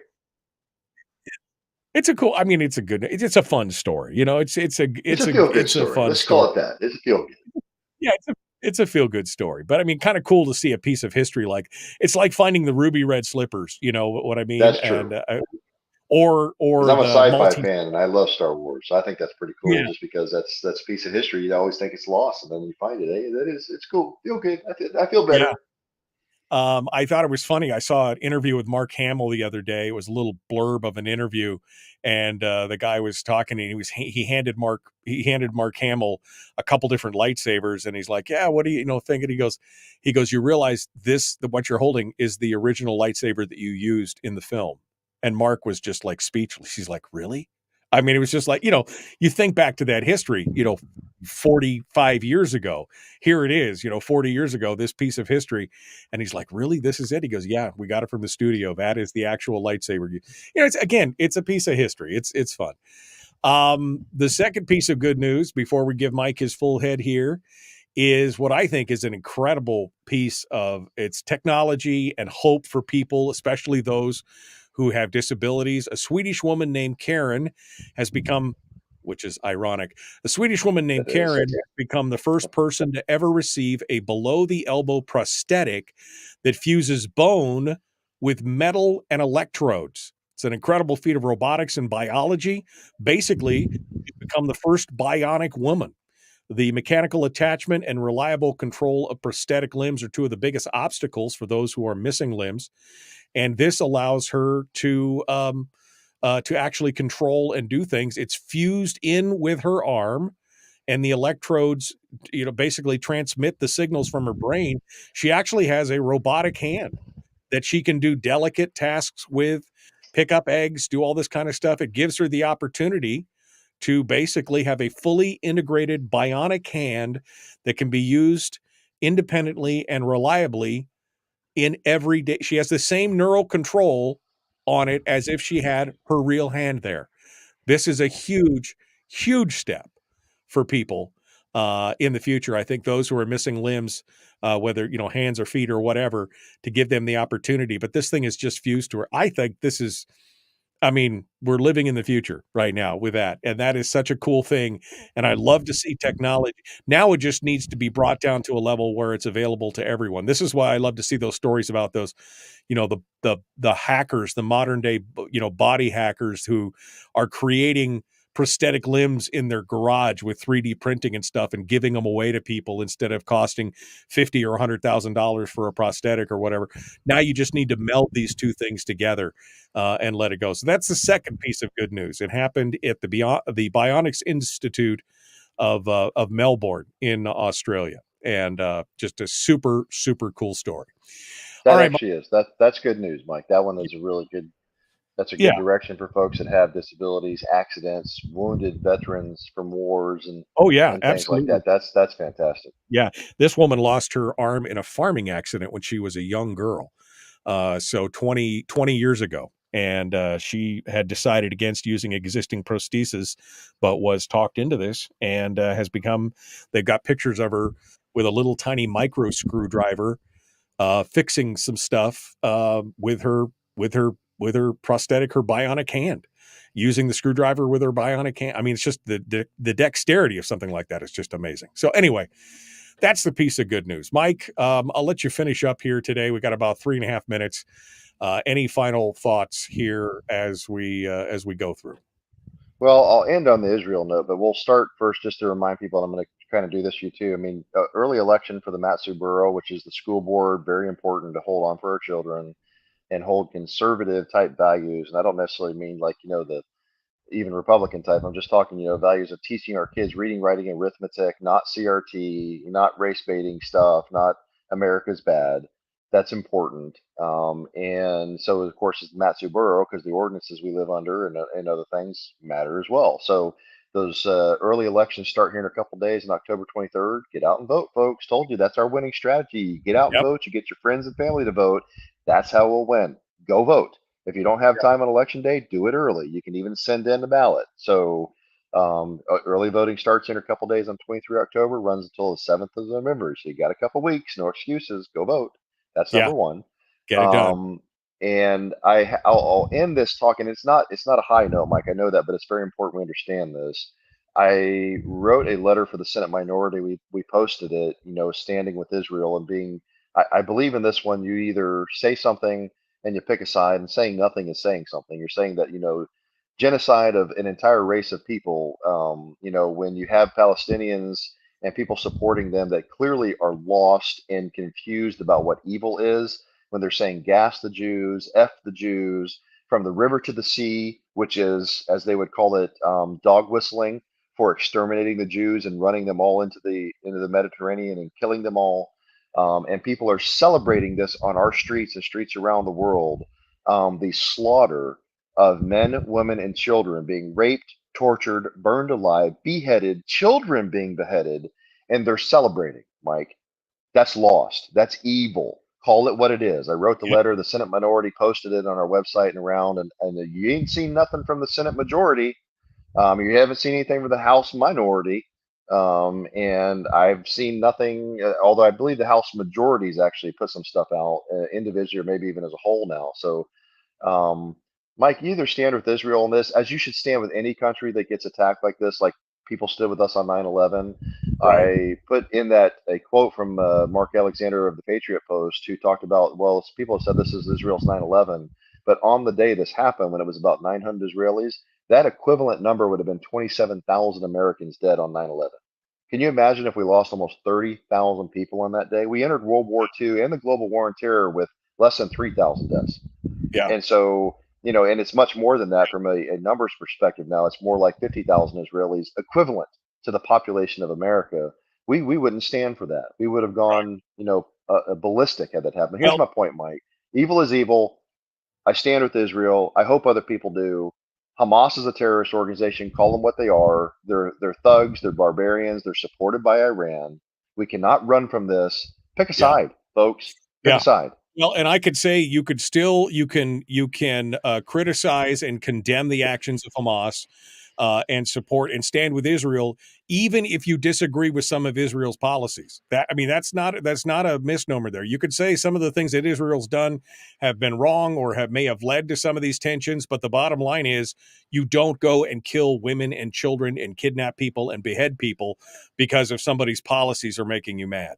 That's not non-combatants, Mike. They're not combatants. Exactly. And it is evil. So you could still disagree with Israel's policies while you stand with them if that's what you need to do. But I said it the day after, it is pure evil. You cannot understand evil. It is nothing but pure, flat out, pure evil. And anybody that stands up to say, well, they deserve it, or this is their fault, or hooray for them, as we've seen some of the academics say, that's evil as well. They are so clouded and diluted by their own judgment they can't even see evil for what it is.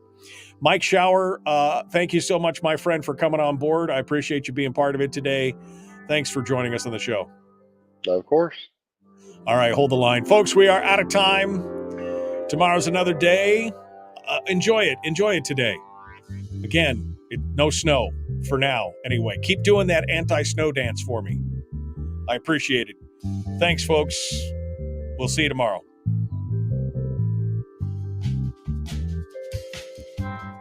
Sorry, Mike, I didn't mean to interrupt you, but I just get so irritated where people are like, well, but Israel's wrong too. Well, sure. Israel's done some things that I think have exacerbated the situation.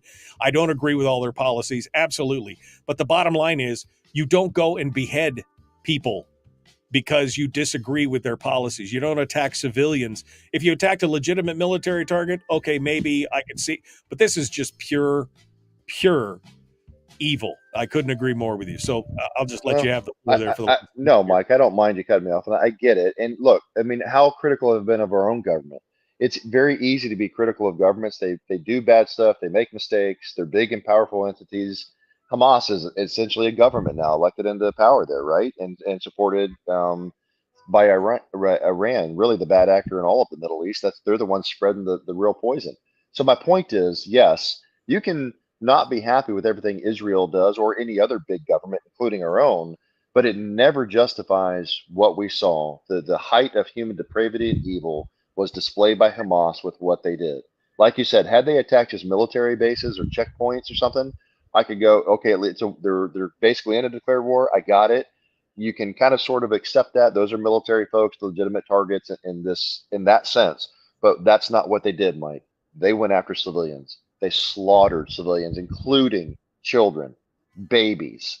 That's evil, Mike. It's not accepted in warfare. If we did it, the world would have lost its mind, or anybody else. But boy, if Hamas does it, oh, yay for them. We got to, it's Mike, there are some very disturbed people in this world, and some of them are very smart, and yet they are so on the wrong side of history and humanity in this. It is really hard to put it into words how bad and twisted and upside down this really is. The response from so many people, including the United Nations. They can't even issue the word Israel. I watched one of them from Pakistan, one of their ambassador, and he said, oh, this is a terrible thing that happened, in the West Bank and other areas. He couldn't even say inside of Israel. I mean, it's sick, Mike. It is a sickness. So, hey, bottom line, end of the day, I stand with Israel in this one and the Israeli people, period.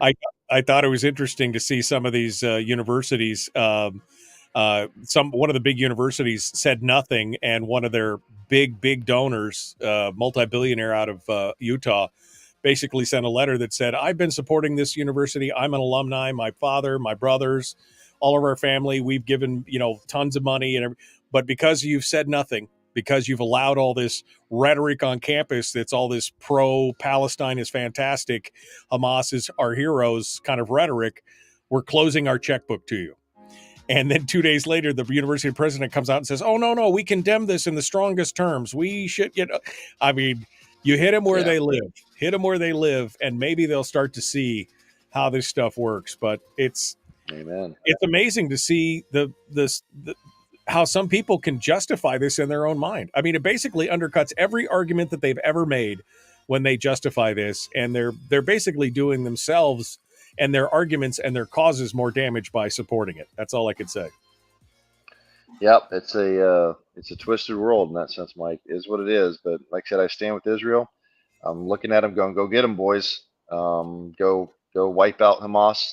Get rid of those guys and do what you got to do to guarantee your own safety and security. And I support them fully. We'll see where it goes. There's danger here because Iran's getting involved. We're starting to move that direction. There's danger of this spreading. So we'll keep our fingers crossed and hope that's not where it goes. But we're going to watch this one closely, Mike, because this, by the way, we didn't talk about this, but this affects us.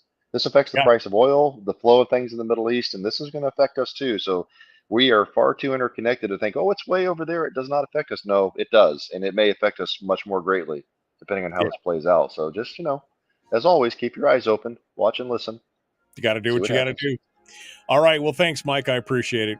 All right, folks, that's it for today. We're out of time.